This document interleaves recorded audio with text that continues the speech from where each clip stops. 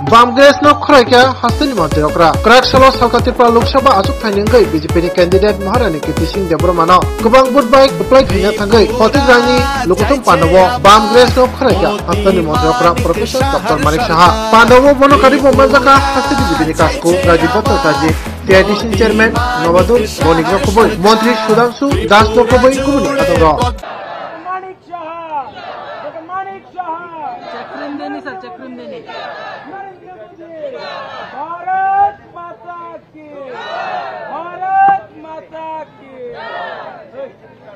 आज के फटिकराए भारतीय जनता पार्टी लोकसभा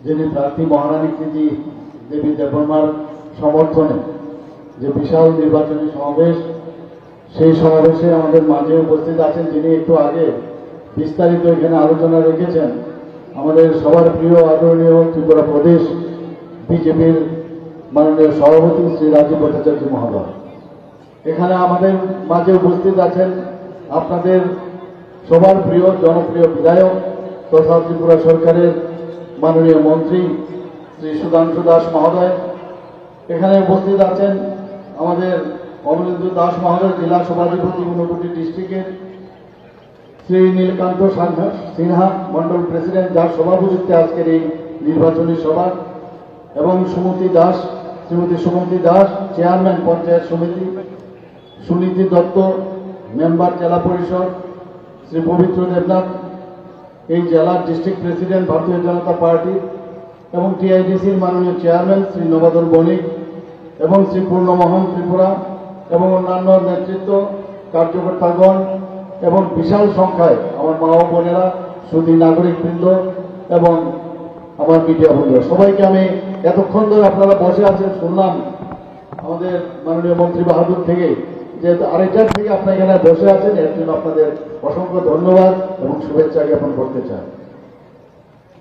বন্ধুগণ এখানে রাজীববাবু বিস্তারিত আলোচনা রেখেছেন এখানে কেন আমরা এখানে এসেছি কেন আপনারা এসেছেন কি আমরা বলতে চাইছি কিনা মোটামুটি সব আলোচনা হয়েছে 28টা পার্টি একসাথে মিলে সংবিধান বাঁচাও কমিটি বানিয়েছেন আপনারা নিশ্চয়ই জানেন সংবিধান বাঁচাও যার আরেকটা নাম হচ্ছে আমরা বলছি ইন্ডি কিন্তু ওরা আগে প্রথমে নাম দিয়েছিল ইন্ডিয়া INDIA তো তার তো এত আর নেই অ্যালায়েন্স আর নেই এখন কি আছে ইন্ডির মধ্যে আবার একজনের জেলের ভিতর ঢুকে গেছে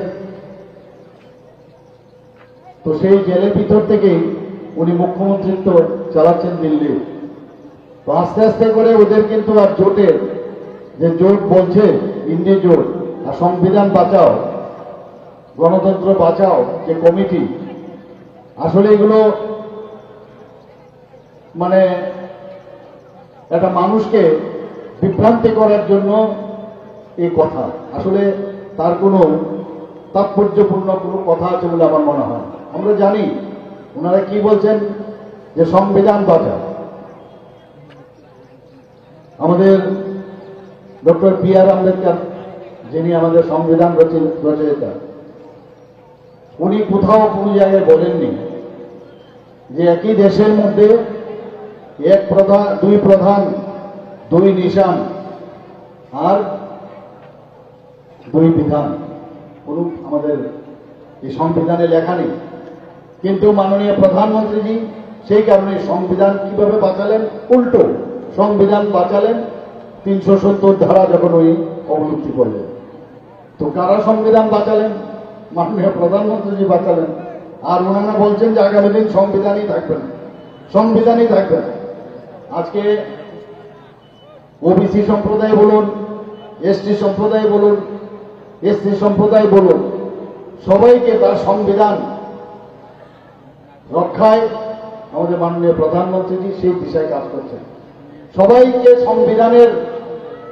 আওতায় এনে তাদেরকে তাদের পাওনা মিটিয়ে দিচ্ছেন আমরা গণতন্ত্রের কথা বলছেন আমরা ইমার্জেন্সির সময় আমরা দেখেছি কি অবস্থা আমরা যখন ইন্দিরা গান্ধী এবং রাজীব গান্ধী মারা যায়, তখন কাতারে কাতারে শিখ নিধন হয়েছে আমরা জানি, তখন কোথায় ছিল গণতন্ত্র? আমি ওনাদেরকে প্রশ্ন করতে চাই। একই কথা আমরা ত্রিপুরাতে আমরা দেখেছি যে গণতন্ত্রের বুকের বাতাস, আমরা ত্রিপুরাতে আমরা দেখেছি যে গণতন্ত্রের বুকের বাতাস সবসময় বলতো গণতন্ত্রের বুকের বাতাস। কমিউনিস্টরা কখনই গণতন্ত্র মানেন না ওনারা। আমরা সবাই জানি ওনাদের যে বাইলট, সেই বাইলটের মধ্যে ক্লিয়ার কাট লেখা আছে পেজের প্রথম দিকে, কি লেখা? যে প্রোলেটেরিয়ানদের মাধ্যমে রেড বিপ্লব করতে হবে এবং এই শ্রমিক আন্দোলনের মাধ্যমে যখন ক্ষমতায় আমরা আসবো তখন ডিক্টেটরশিপের মাধ্যমে আমরা এই দেশ চালাবো। আজকে তো মুখোশ পরে আছে ওরা, গণতন্ত্রের মুখোশ পরে আছে। একটা সময় ছিল ওরা কি বলতো যে political strength grows from a barrel of a gun, বন্দুকের নল থেকে নাকি রাজনৈতিক শক্তির উৎস, এগুলো তো ওরা বলতো। আজকে মুখোশ পরে মানুষকে গণতন্ত্রের ধোঁয়াই দিয়ে নানাভাবে একটা কনফিউজ সৃষ্টি করার একটা প্রচেষ্টা ওনাদের মধ্যে আছে।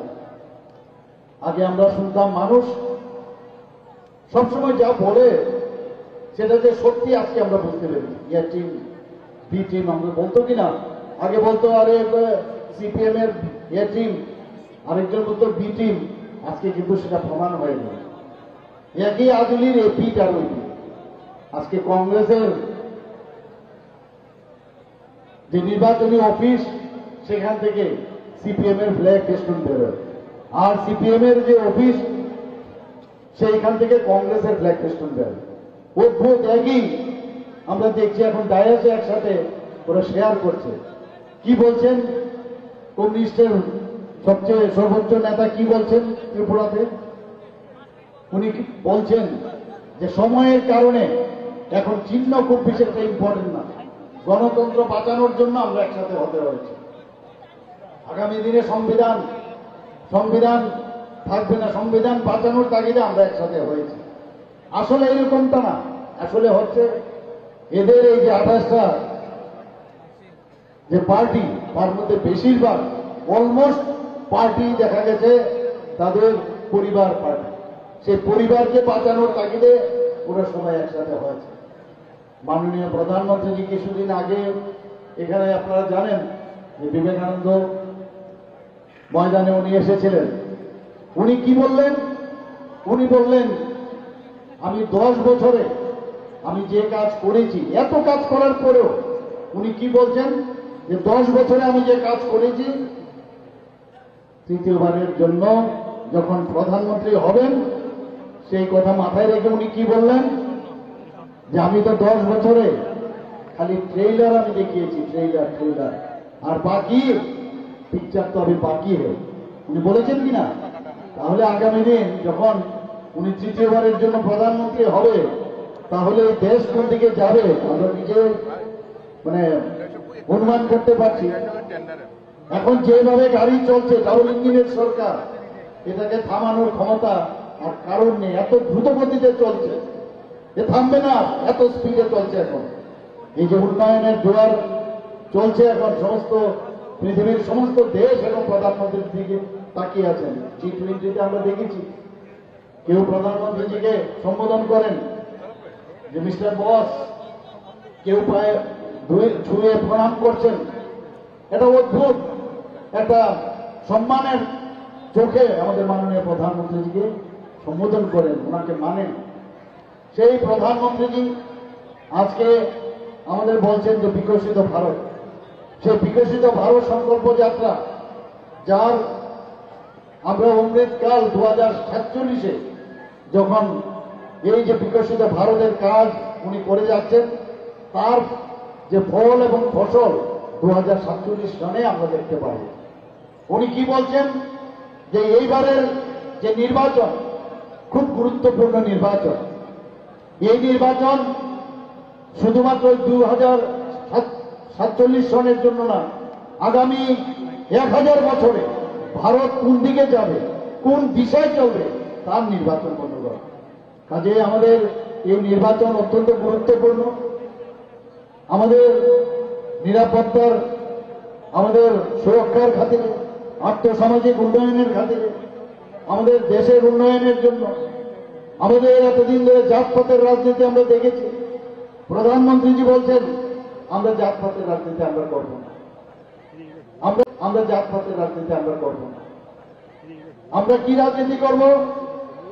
আমরা এই রাজনীতি করব, উন্নয়নের রাজনীতি করব। কাদের? আমার কাছে চারটা জাত। একটা হচ্ছে গরিব, একটা হচ্ছে কৃষক, একটা হচ্ছে যুবক, আর একটা হচ্ছে মহিলা। এই চার জাতের যদি উন্নয়ন হয় তাহলে জাতপাতের আলাদা করে রাজনীতি করে কি লাভ? কিছুই হবে না। পুরো উনি কি বলছেন যে পারফর্ম, ট্রান্সফর্ম অ্যান্ড ইনফর্ম, মানে কি? আমরা সত্যি আজকে একটা আদর্শ পুরুষ করতে যাকে বুঝি সে হচ্ছে আমাদের মাননীয় প্রধানমন্ত্রী নরেন্দ্র মোদীজি। 2014-তে যখন উনি প্রধানমন্ত্রীর দায়িত্ব নিলেন, এর আগে এমন একটা অবস্থা হয়েছিল যে ভারত টিকবে কি টিকবে না এমন মিলিজুলি সরকার ইউপিএ গভর্নমেন্টের।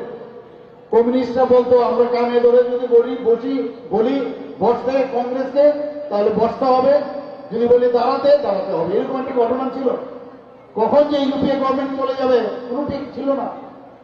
আর সেই জায়গার মধ্যে দুর্নীতিতে ভরা আর দুর্নীতি মুক্ত যে সরকার আমাদের মাননীয় প্রধানমন্ত্রী দিলেন 2014-এর পরে দুর্নীতি ছাড়াও যে একটা সরকার চলতে পারে সেটা উনি গত 10 বছরে দেখিয়ে দিলেন যে দুর্নীতি ছাড়াও একটা সরকার চলতে পারে। আমরা এমন একটা অবস্থায় ছিলাম যে মন্ত্রিসভায় বা সরকার গঠন করার পর এটা দুর্নীতি করাটা যেন একটা নৈমিত্তিক ঘটনা এবং এটা হবে।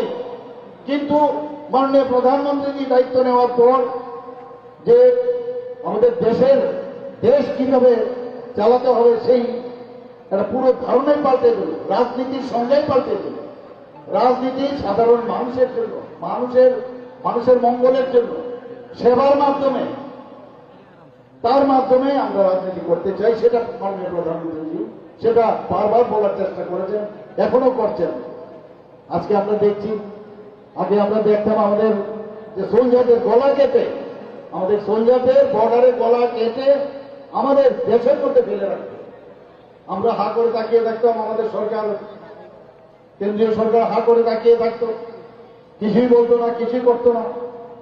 কিন্তু প্রধানমন্ত্রী যখন সার্জিক্যাল স্ট্রাইক, এয়ার স্ট্রাইক করলো, তারপর কিন্তু আর কারোর রাজত্ব নেই। আর পাকিস্তানও আসে না, পার্লামেন্টও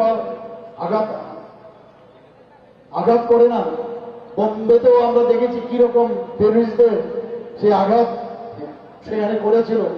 আমাদের নর্থ ইস্টার্ন রিজন সারা ভারতবর্ষে, আমার মনে আছে গুয়াহাটির মধ্যে, গুয়াহাটি স্টেশনে কখন যে বোম ব্লাস্টিং হবে, সমস্ত নর্থ ইস্টে একটা অশান্তির পরিবেশ। ত্রিপুরাও সেই দিকে বাদ যায়নি। টেররিস্টদের আনারগুলা টেররিস্ট তাকে যে উঠিয়ে নিয়ে যাবে আর কার কাছ থেকে পণ বাবদ টাকা চাইবে, আমরা এগুলো দেখেছি। যতক্ষণ ধরে শান্তি প্রতিষ্ঠিত না হবে কোন দেশ কোনদিন সামনের দিকে এগিয়ে যাবে না, কোন রাজ্য এগিয়ে যাবে না। প্রধানমন্ত্রীজি বলছেন আমার দেশ কোনো দিন ডেভেলপ হবে না যতক্ষণ ধরে নর্থ ইস্ট ডেভেলপ হবে না। আগে আমরা সবাই জানি যে অটলজির সময়ে উনি বলেছেন কি, উনি বলেছেন লুক ইস্ট পলিসি, আর লুক ইস্ট পলিসি শুরু হয়েছে। সেই জায়গার মধ্যে প্রধানমন্ত্রী নরেন্দ্র মোদীজি এসে বললেন অ্যাক্ট ইস্ট পলিসি। যেমন কথা তেমনি কাজ। গ্যারান্টির কথা বলেন। গ্যারান্টির অর্থটা কি? যে সময়ে আমি যেটা বললাম সময়ের মধ্যে সেই কাজটা সম্পন্ন করতে হবে। এর জন্য উনি বলছেন গ্যারান্টিরও গ্যারান্টির কথা বলছেন। আজকে নর্থ ইস্টে অ্যাক্ট ইস্ট পলিসির মাধ্যমে আমাদের কি উনি দিয়েছেন আমার মনে আছে, আমি সব জায়গায় এই কথাটা বলি। আমাদের প্রাক্তন অর্থমন্ত্রী এবং প্রাক্তন উপমুখ্যমন্ত্রী উনি কি বলতেন? উনি বলেছেন যে আগের যে কমিউনিস্ট সরকার স্বর্ণযুগ। তো উনি বললেন প্রথমেই যখন অফিসে যান, বলে এত স্বর্ণযুগের কোথাও না কোথাও নিশ্চয়ই স্বর্ণ পাওয়া যাবে। তো আধিকারিকদের বললেন ফাইল নিয়ে এসো। তো ফাইল খুলে দেখে স্বর্ণ তো পেল না, কিন্তু 13,000 কোটি টাকা যে ঋণ ওনারা আমাদের মাথার উপর রেখে গেছিল সেটা হচ্ছে স্বর্ণযুগের লক্ষণ। আর আমাদের প্রধানমন্ত্রীজি কি দিলেন? স্বর্ণের পরিবর্তে মিথ্যা প্রতিশ্রুতির পরিবর্তে উনি আমাদের হীরা দিয়েছেন। হীরাটা কি? ন্যাশনাল হাইওয়ে, 6টা ন্যাশনাল হাইওয়ে। শুধু তাই নয়, ইন্টারনেট আমাদের যেটা আছে, H for national highway, I for internet. এবং ইন্টারনেট কি? সমস্ত ভারতবর্ষের মধ্যে থার্ড স্ট্রংগেস্ট ইন্টারনেট আমাদের ত্রিপুরাতে। আমাদের ছেলে মেয়েরা, যুবক সম্প্রদায়ের যারা আছে, তারা তার বেনিফিট অনেক ভালোভাবে পাচ্ছে, আমরাও পাই। বহু প্রদেশে গিয়ে এরকম স্ট্রং যে ইন্টারনেট, সেটা কিন্তু অনেক জায়গায় নেই। তা আমরা ভাগ্যবান যে মাননীয় প্রধানমন্ত্রী যে আমাদের এই সুযোগটা করে দিয়েছেন। আর রেলের কথা বলে লাভই নেই। আমি প্রায় রেলের মাধ্যমে আমি আসি। বিস্টা ডোমে কিছুদিন আগে বসেছিলাম। বিস্টা ডোমে বসে আমি ফটো তুলে আমি বাইরে পাঠিয়েছিলাম একবার আমার কিছু জানাশোনা লোককে। সে বলছে আমাকে আমি বিদেশে আছি কি। আমি বললাম আমি বিদেশে না, আগরতলা থেকে আমি ধর্ণা করে যাচ্ছি। প্রধানমন্ত্রীজির কারণে বিস্টা ডোম এবং আমাদের এখান থেকে রাজধানী এক্সপ্রেস, এখান থেকে কাঞ্চনজঙ্ঘা এক্সপ্রেস, প্রায় 17টা থেকে 18টা এক্সপ্রেস ট্রেন ত্রিপুরার থেকে বিভিন্ন প্রদেশে যায়, যেটা আমরা কোনোদিন কল্পনা করতে পারিনি। এবং এই লোকাল ট্রেন নিয়ে প্রায় 21টা থেকে 22টা ট্রেন আজকে ত্রিপুরার মধ্যে চলাচল করে। বন্ধুরা, আগে আমরা পড়াশোনার জন্য বাইরে যেতাম, এখান থেকে ভাবতেই পারিনি যে রেল লাইন ত্রিপুরার থেকে হবে। এখানে কিছুদিন আগে আমাদের মাননীয় প্রধানমন্ত্রী সেটা ওপেন করেছেন, তার ট্রায়াল রান হয়ে গেছে। আগরতলা নিশ্চিন্তপুর থেকে সেটা আখাউড়ার তার সাথে সংযোগ স্থাপনের যে আগামী দিনের চেষ্টা, তার ট্রায়াল রান হয়ে গেছে। আপনারা ভাবুন, এই ট্রেনে আমার কাছে যা খবর আছে 5 থেকে 6 ঘন্টার মধ্যে আপনারা আগরতলা নিশ্চিন্তপুর থেকে কলকাতায় যেতে পারবেন। আজকে সাতভূমের যখন মৈত্রী সেতু ঘুরে যাবে, বানানো তো হয়ে গেছে, স্পেশাল ইকোনমিক জোন হয়েছে, সেখানে একটা বিরাট মস্ত বড় বাজার সেখানে হবে। বাইরের থেকে বহু ইনভেস্টর আসছে, সাউথ ইস্ট এশিয়ার প্রবেশর হবে। বন্ধুগণ, সবাই আমাদের ফিউচার খুবই ব্রাইট। আজকে এখান থেকে চিটাগাং যে বন্দর, তাকে ব্যবহার করে শুধু ভারতবর্ষের বিভিন্ন জায়গায় না, আমরা বিদেশেরও বহু জায়গায় আমরা এই জলপথে আমরা যেতে পারবো। সেই কথাই আমরা বলছিলাম যে হীরা প্লাস মানে আমাদের ওয়াটারওয়েজও হয়ে গেছে।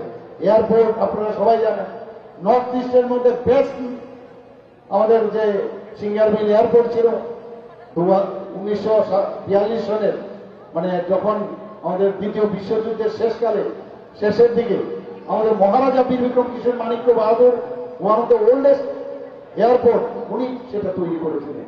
উনাকে এতদিন ধরে কমিউনিস্টরা সম্মান দেয়নি, আমরা সম্মান দিয়েছি। মাননীয় প্রধানমন্ত্রী যে এসে উনার নামে মহারাজা বীর বিক্রম কিশোর মাণিক্য বাহাদুরের নামে এয়ারপোর্ট নামাঙ্কিত করা হয়েছে। ওনার মর্মর মূর্তিও আমরা সেখানে প্রতিষ্ঠিত করেছি। আমাদের কামানচমনের এখানে একটা আইল্যান্ড ছিল, সেখানেও সেই জিরো পয়েন্টে আগরতলা শুরু হয়। এখান থেকে সমস্ত জায়গায় কত মাইল কত কিলোমিটার সেখান থেকে শুরু হয়। সেটাকেও আমরা কিছুদিন আগে সেই যে মাইল ফলক সেটাকেও উঠিয়েছি। আমরা ছোটবেলায় দেখতাম, সেটা উঠিয়েছে এবং তার এখানে মর্মমূর্তি আমরা ওখানে প্রতিষ্ঠিত করে এমডি চৌমুনির নাম দিয়েছি। এতদিন ধরে আমরা দেখতাম কমিউনিস্টরা সবসময় বলছে মহারাজারা কিছুই করেনি, কিন্তু আপনারা যে কোনো জায়গায় যান, আগরতলায় হোক আর সেটা ঊনকোটি হোক, সব জায়গায় মহারাজাদের যে কীর্তি ওনারা রেখে গেছেন। বাজার, হাট, স্কুল, কলেজ সব জায়গায় ওনারা মানুষের জন্য কাজ করার চেষ্টা করে গেছেন। কিন্তু ভারতীয় জনতা পার্টি আসার পর ওনাদের কিন্তু আমরা স্বীকৃতি দিচ্ছি। এখন ওনারা ডিভাইডেড পলিসি খুব ভালো হতো, জাতি জনজাতিদের কিভাবে ডিভাইড করা যায়, এতদিন সেই রাজনীতি ওরা করেছেন। আমাদের 7টা বিধানসভা ওরা সবসময় 20 থেকে শুরু করত, ইলেকশন আসলে 20 পর থেকে শুরু করত। জনজাতিদের একটা মানে ভোটের একটা বাক্স বানিয়ে ওরা জানে যে জনজাতিদের আমরা যেভাবে পরিচালিত করব সেভাবেই চলবে। কিছু লিডার আছে, তাদের সুযোগ সুবিধা দিয়ে এতদিন তাদেরকে সেই ভোটের বাক্স পরিণত করেছিল এবং সেখান থেকে 20 থেকে ওরা শুরু করত। তাহলে 11টা হলে 25টা হয়ে যায়। আর বাকি আমরা জানতাম কিভাবে ওরা সাইন্টিফিক রিগিং এর মাধ্যমে ইলেকশন করত। গণতন্ত্র নেই। সেদিন আপনারা দেখেছেন যে আমাদের 19 এপ্রিল আমাদের পশ্চিম আসনের যে নির্বাচন হয়েছে। আর বাকি আমরা জানতাম কিভাবে ওরা সাইন্টিফিক রিগিং এর মাধ্যমে ইলেকশন করত। গণতন্ত্র নেই। সেদিন আপনারা দেখেছেন যে আমাদের 19 এপ্রিল আমাদের পশ্চিম আসনের যে নির্বাচন হয়েছে, সেখানে আমাদের মতদাতা, আমাদের এই পশ্চিম আসনের মতদাতা 81% উপরে ভোটদান করেছেন বন্ধুগণ। সারা ভারতবর্ষের মধ্যে আমরা প্রথম স্থান আমরা অধিকার করেছি বন্ধুগণ, 81% উপরে।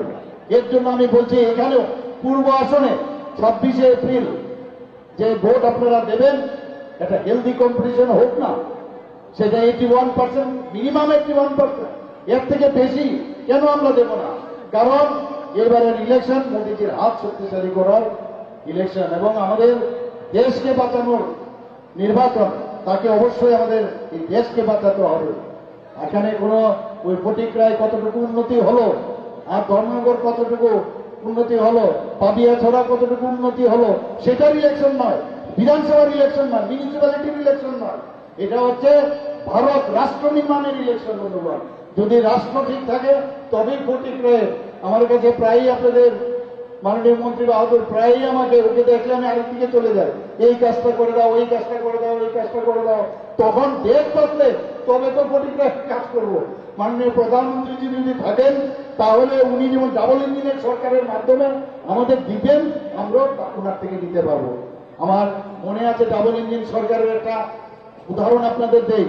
কিছুদিন আগে মণিপুরের ঘটনা আপনারা সবাই জানেন। আমাদের ত্রিপুরার ছেলে মেয়েরা সেখানে আটকে গেছিল পড়াশোনার জন্য, ওরা ওখানে গিয়েছিল। ওনাদের গার্জিয়ানরা এসে আমাদের উপর বারবার চিৎকার, ওদের মানে বলছিল যে আমাদের ছেলে মেয়েদের বাঁচান। এমন এক অবস্থার মধ্যে আমি এভিয়েশন মিনিস্টারের সাথে টেলিফোনে কথা বলি। রাত্রে 12:30টার সময় উনি আমাদের স্পেশাল একটা ফ্লাইট দিয়ে প্রায় 250 মতো স্টুডেন্ট, সেদিন রাত্রিবেলা 12:30টার সময়, আমি জানি না ত্রিপুরাতে 12:30টার সময় কোনো ট্রেন এসেছিল কিনা, সেদিন 12:30টার সময় সে প্লেন দিয়ে এবং পরের দিন 250 স্টুডেন্টকে ত্রিপুরা সরকারের নিজ খরচায় তাদেরকে অক্ষত অবস্থা আমরা দিয়ে নিয়ে আসছি বন্ধুগণ। এই হচ্ছে ডাবল ইঞ্জিনের সরকারের। যখন কোনো ট্রেনের বিষয় যারা দেওঘরে, যখন আমাদের যারা ধর্মপ্রাণ ব্যক্তিরা আছেন ওনারা আসে বলেন যে দেওঘরের জন্য একটা স্পেশাল ট্রেন লাগবে, বলার মাত্রেই সাথে সাথে সেই ব্যবস্থা করে দেয়। ডাবল ইঞ্জিন সরকারের অনেক সুবিধা। আজকে আমাদের সাথে আইপিএফটি ছিল, আইপিএফটির পরে এখন কে এসছে আমাদের সাথে? এখন আমাদের সাথে তীব্রমাতা এসছে। তো তীব্রমাতা কেন এসছে? ওরা বুঝতে পেরেছে যে একমাত্র ভারতীয় জনতা পার্টি, একমাত্র মোদীজি এই জনজাতিদের সমস্যা সমাধানে উনি খুবই মানে সচেতন এবং উনি সেটা করবেন। এর জন্য আজকে আমাদের সাথে 3 শক্তি চলে এসছে, ভারতীয় জনতা পার্টি এবং আইপিএফটি, তীব্রমাতা। আমি অনেক জায়গায় বলি যে আমরা এখন 3 শক্তি, অনেকটা ত্রিশূলের মতো 3 শক্তি হয়ে গেছে আমরা। এবং আগামী দিন এই যে ইন্ডি জোট, তাদের বিরুদ্ধে যদি আমাদের প্রতিরোধ করতে হয়, ত্রিশূলের মতো আগামী দিন আমরা তার প্রতিরোধ করব। এবং সেই 26 তারিখ গিয়ে এই আঙুলটা খালি ব্যবহার করবেন, ইন্ডেক্স ফিঙ্গার, গিয়ে সকাল সকাল গিয়ে আমাদের মহারানী কীর্তি সিং দেববর্মা মহাদয়াকে আপনারা বিপুল ভোটে অবশ্যই জয়ী করবেন, সেটা আমি আশা করি। বন্ধুগণ, আমরা ত্রিপুরাতে বারবার বলছে এখানে সাংঘাতিক অশান্তির জায়গা, অশান্তির জায়গা। সেখানে বারবার যখন সেই এই ইলেকশন হলো, নির্বাচন, সেই নির্বাচনের পরক্ষণে যখন আমি ভোট দিতে গেলাম, আমাকে জিজ্ঞেস করলো সাংবাদিক বন্ধুগণ যে কিছু কিছু জায়গার মধ্যে যে কমিউনিস্ট এবং এই যে কংগ্রেস, তারা বলছে যে অনেক জায়গায় ওদের যে পোলিং এজেন্ট তাদের বের করে দিচ্ছে। আমি বললাম দেখুন, আমাদের সরকার এবং আমাদের যে নেতৃত্ব, আমাদের পার্টি কোনোদিন এই ধরনের বিষয়ে কখনই মানে তাদেরকে গাইড করে না বা বলে না, নির্দেশ নেই। যদি হয়ে থাকে আমি জানি না, খবর নেব, এবং এটা না হওয়াটাই বাঞ্ছনীয়। ট্রেনে করে আসছে না, আমি সেই ধর্ম করে যাব। হঠাৎ করে ট্রেনে আমি দেখলাম যে আরে এ তো এরা ইচ্ছে করে একটা প্ল্যানিং করে, ওরা জানে এদের পায়ের নিচে মাটি চলে গেছে, পায়ের নিচে মাটি চলে গেছে, ওরা জানে লোক থাকবে না। কাজে এই ধরনের একটা হইচই করে যদি একটা সেন্টার অফ অ্যাট্রাকশন করা যায় সর্বভারতীয় স্তরে, তাহলে মানুষের মধ্যে একটা ভুল ধারণা হবে। সাথে সাথে আমরা সমস্ত যারা আমাদের কার্যকর্তারা আছেন, সাধারণ মানুষ দেখলাম সমস্ত ভোট দিয়ে হাসি মুখে বলছে যে আমরা নিশ্চিন্ত মানে ভোট দিয়ে এসেছি। তখন কিন্তু দেখা গেল এত সোশ্যাল মিডিয়ার দৌলতে সব মানুষ যখন বললো যে আমরা খুব সুন্দর ভোট হয়েছে, তারপর রাত শব্দ নেই। তারপরেও বলছি বন্ধুগণ, আগেও বলেছিলাম যে এই ইলেকশনের পরে ওরা বলবে এই নির্বাচন প্রহসন। আমি নিশ্চিত যে আগামী দিন ওরা বলবে, কারণ ওরা একটা লোককে খুব ভালোবাসে। তার নাম হচ্ছে জার্মানের যে প্রচার সচিব, তারা নাম জানেন তো আপনারা? প্রচার সচিব একটা কথা বারবার যদি মিথ্যা কথাটাকে বারবার বলতে থাকেন, অনেকে সত্য মনে হয়। সেই গোয়েবেল সাহেব, গোয়েবেলসের কায়দিও আমরা বলে কায়দায় বারবার মিথ্যা বলতে থাকবে, তাহলে সত্য হবে। এই জিনিসটা ভালো বলি। ডিভাইড অ্যান্ড পলিসি, যারা এই ইংরেজকে মানে না ওরা, কিন্তু ডিভাইড অ্যান্ড পলিসিটা ভালো জানে। সবার সাথে সবার ঝগড়া করা, ফ্যামিলির মধ্যেও ওরা আমি দেখেছি সম্পত্তির কারণে। এই আমার খুব ভালো লাগে, মাঝে মাঝে আমাদের সভাপতিজি বলেন ভাইরাস, এই ভাইরাস কিন্তু ফ্যামিলির ভিতরে ঢুকে গেছে, এইরকম ইতিহাসও আছে। সেখানেও ভাইয়ের মধ্যে ওরা ঝগড়া বাঁধানোর মধ্যে উস্তাদ। ডিভাইড অ্যান্ড পলিসি, এবং এর মধ্যে তুমি রাজ করো, ঘোলা জলে মাছ করো, এগুলো আমরা দেখতাম। আজকে দেখলাম যে এখানে জল নেই, মুখস্থ করা কতগুলো বুড়ি আছে, ওনাদের নেতা বলেন জল নেই। 3% আমাদের জল জীবন মিশনে এখানে ছিল, 3% থেকে এখন 56%-এর উপরে আমরা নলসের জল দিচ্ছি। শুধু তাই নয়, আমরা যেখানে ওনারা বলছেন যে এখানে আইন শৃঙ্খলা নেই, আরে বন্ধুগণ, আপনারা সবাই জানেন 28টা রাজ্যের মধ্যে ত্রিপুরাতে গত বছর আমরা নিচের দিক থেকে, যেটা আমাদের না ন্যাশনাল যে ডাটা, তার থেকে আমি বলছি 5th পজিশনে আমাদের সর্বনিম্ন এই ল অ্যান্ড অর্ডারের দিক থেকে। আর এই বছর সেটা 3rd পজিশনে চলে এসছে বন্ধুগণ। তাহলে কোন দিক থেকে বলবেন যে ত্রিপুরাতে আইন শৃঙ্খলা নেই? এনারা বলছেন এখানে কলকারখানা নেই। আর এই কলকারখানা তো আপনারাই বন্ধ করেছেন, জিন্দাবাদ করে। আমাদের নিজের আমি জানি কিভাবে মালিকদের ভয় দেখাতো, মালিকদের শ্রমিকের সাথে ডিভাইডেড করেছে যে তোমাদের টাকা লুটে নিচ্ছে।